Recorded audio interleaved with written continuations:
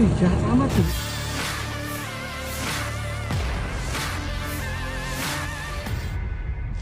Corporate Communication Strategic of Lion Air Group, Danang Mandala Prihantoro, menanggapi beredarnya video berdurasi 17 detik di Twitter. Di video tersebut seseorang di tangga pesawat Lion Air asal lempar barang. Pada Sabtu tanggal 29 Januari tahun 2022 hingga pukul 20.24 waktu Indonesia Barat, video tersebut telah dilihat sebanyak 317.000 penonton. 4.500-an retweets, 2.500 disukai, dan 435 komentar.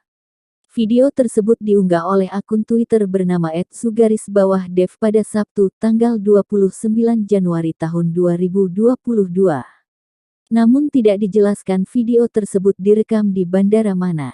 Ia merekam seorang pria melempar dan menggulingkan barang. Danang merespon beredarnya video tersebut, bahwa Lion Air saat ini masih melakukan proses investigasi lebih lanjut. Sepengetahuan kami, bagasi penumpang tidak ditempatkan di dalam kabin pesawat. Pengaturan dan penempatan bagasi penumpang berada di bagian bawah pesawat, kata Danang kepada tribuntimur.com, Sabtu malam.